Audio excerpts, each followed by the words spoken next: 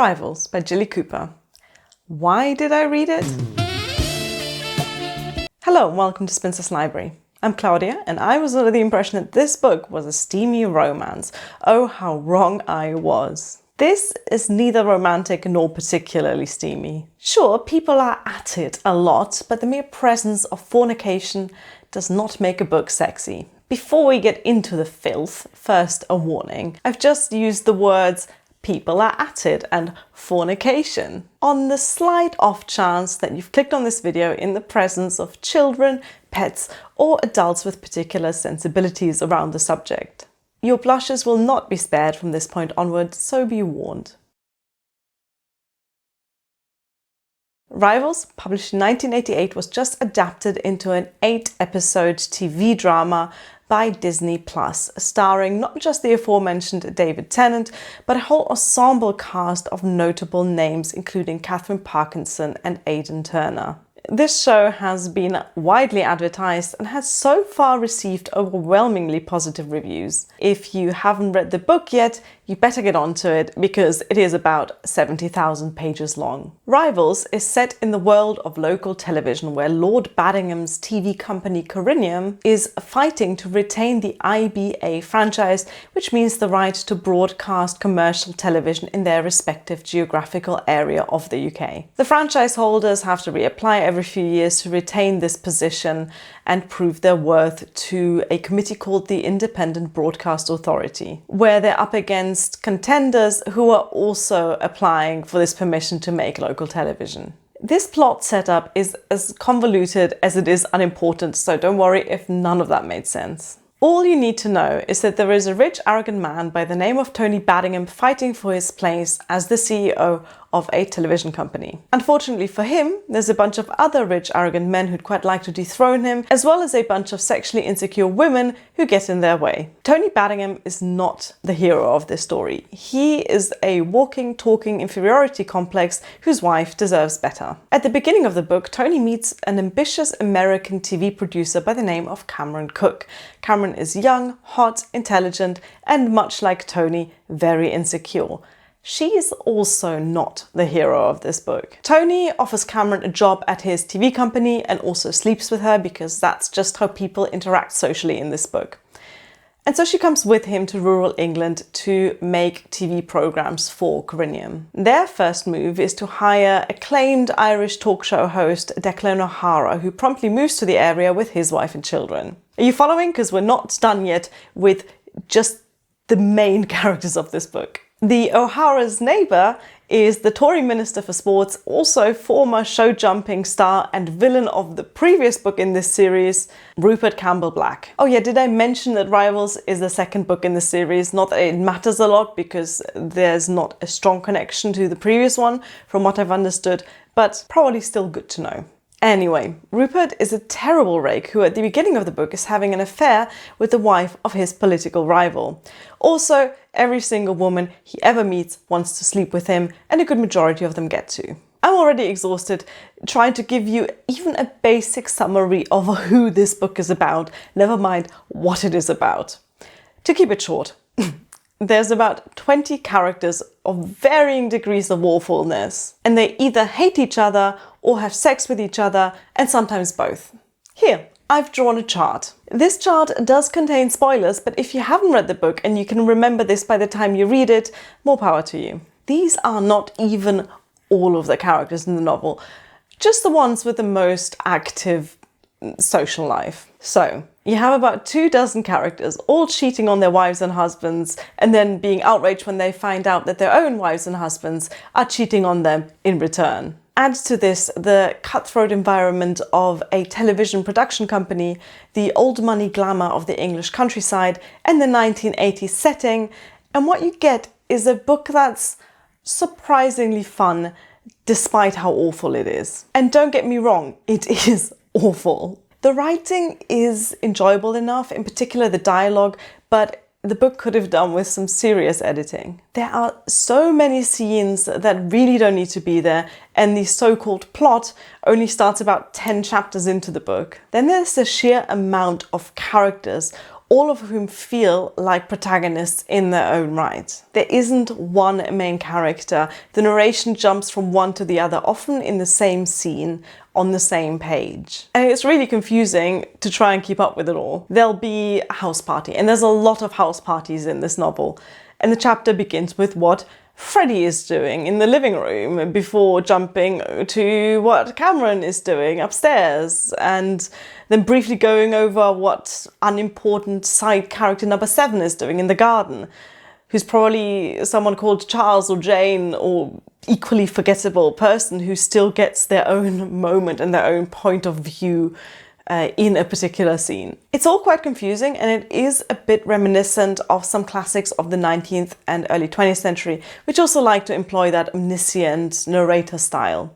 I personally don't care for it. It's not that I need there to be a hero. I'm fine with books in which every single character is awful and deserves to suffer, but it is exhausting trying to keep up with them all. Another thing about this novel, and something which I suspect is part of the reason why it was so popular when it came out, is the sheer ridiculousness of how these people behave. They're like caricatures of human beings. Their emotional bandwidth, for the most part, spans from horny to angry, sometimes with detours to ambitious and drunk, which I guess are not strictly speaking emotions, but you get what I mean. Frustratingly, there are a few characters who are not flat, two-dimensional. Like, for example, Lizzie, the wife of Corinium's star daytime TV presenter James. She starts off as the typical insecure wife who endures her husband's infidelity, but really grows into her own by the end of the novel. The teenage characters I also found by and large interesting. For example, Agatha, the Cinderella daughter of the O'Hara family, who struggles with her dyslexia and her confusing feelings about her neighbour, who's twice her age, but we'll get to that. A lot of the characters, though, sadly feel like they're barely sketched out. Valerie Jones is a mean old social climber who's not treated at all well by the narrative. Basil Baddingham, Tony Baddingham's younger brother, is basically we have Rupert Campbell Black at home. So a bit of a mixed bag there. Now, let's get to the fucking, because there truly is an astounding amount of it. And yet, for a book so concerned with sex, the way it's described is deeply unsexy. The word bush is used liberally and not in reference to the English countryside. The word randy is also used liberally and not in reference to this guy. Full disclosure, I have no idea who this guy is. I just typed famous Randys into Google and I liked his hat. The characters themselves are so horrible as people, it's hard to imagine why anyone would want to sleep with any of them. Except Freddie, who's a sweetheart. Like many British books about rich people's lives, this one runs on the dynamics of class. All of the characters have more money than I could ever dream of. Even the constantly broke Declan O'Hara can afford to finance both a stay-at-home wife and a housekeeper and send his daughter to boarding school. But just being rich isn't enough, as anyone who's ever read any English classic will know. There's nuances in these dynamics, like the reason why Lord Tony Baddingham, whose father got the title as a result of his industrial efforts during the Second World War, why he's socially inferior to Mr. Rupert Campbell Black, or why both of them get to look down on the nouveau riche Jones couple. There's Cameron the American and Declan the Irishman, who are both outsiders in this society. Then there's the difference between town and country, between the housewives and the working women. There's so much potential there to explore these nuances that could have been done better in a more tightly written book about more interesting people. Rivals is so very of its time. It's the essence of the 1980s. It's garish and over the top. There's people flying in Concords and smoking in their offices. The teenage children of the main protagonists party, drink, and fuck just as much as their parents. There's AIDS testing and Thatcherism and quite a bit of domestic violence.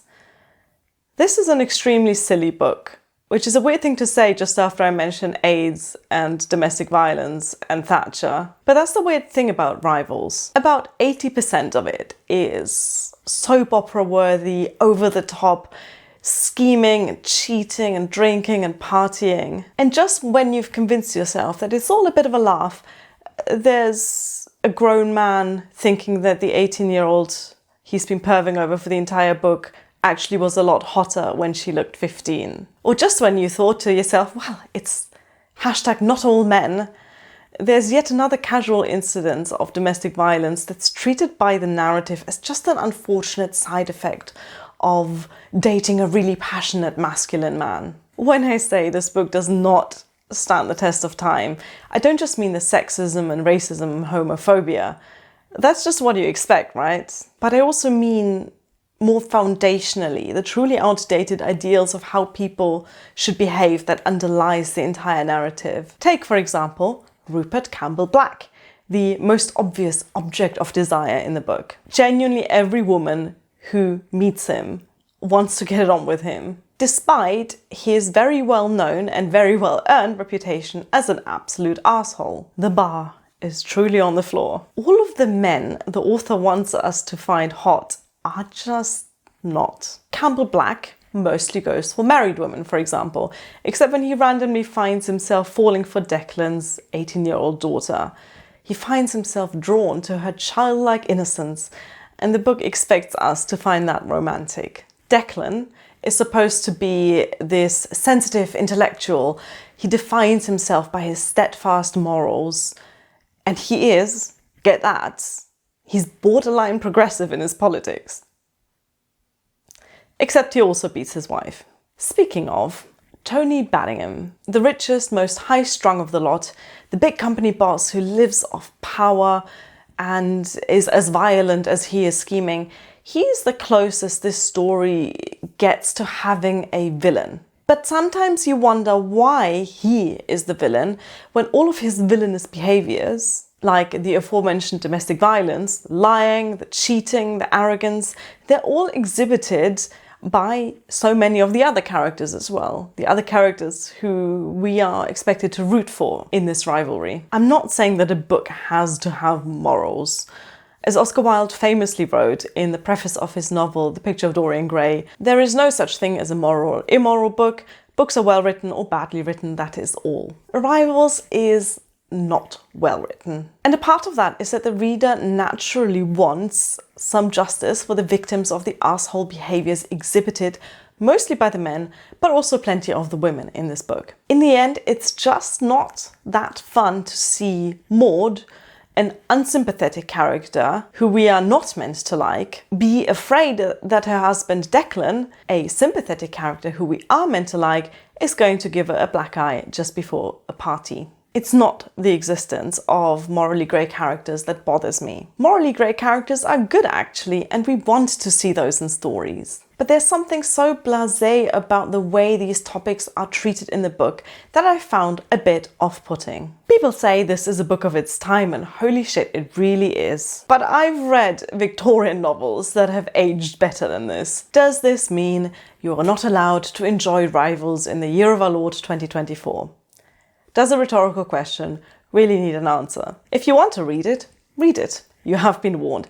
And between the weird 80s morals and ideals and the convoluted plot and the often stereotypical characterization, there is a lot of fun to be found, even if this review doesn't make it sound like it is. It's escapist literature, but not escapism that makes you wish you were there. It's the kind of escapism that's satisfying because we can point and laugh at these rich people and their spectacular failures as human beings. Jilly Cooper has been sometimes compared to Jane Austen by book reviewers. I couldn't disagree more. Austen is known for her knack at getting people right, at truly understanding how they work, how they relate to each other, what makes them do certain things. The characters in Rivals act like they're in a big game of The Sims, controlled by a horny teenager, with only a vague understanding of adult human interactions. But then again, that is what makes this book enjoyable in the parts that are enjoyable. It's drama for the sake of drama. It's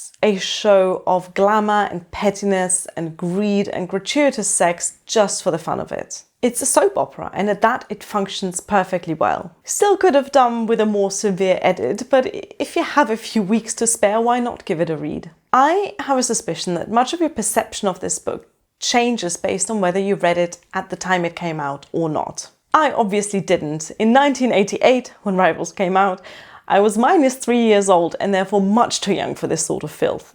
So I have no idea what impact this book might have had on readers at the time. Was this book revolutionary just for how outrageous it was? Was it even outrageous in the 80s? It certainly doesn't seem all that outrageous to me now. But maybe it was simply for the reason that these characters are unashamedly sexual. Even the women in this insist on having orgasms. I'm lacking the lived experience of having been around in the 80s. I am, however, familiar with books of the 20th century and many books of the 19th century, and Rivals is one of the most of its time stories that I've ever read. It's my first and probably my last foray into Jilly Cooper's work, but it was certainly worth a try. I'm recording this before the adaptation has come out, and I predict that they're going to change a few things to adapt the story for modern sensibilities. Notably, the whole relationship with the teenager thing. I also expect they're going to clean up some more of the good guys, all the while, hopefully, keeping the fun, the silliness, and the drama. And for that reason, I can't wait to watch it. Also, I've heard David Tennant gets his bum out, so there's that. Thank you for watching. Bye.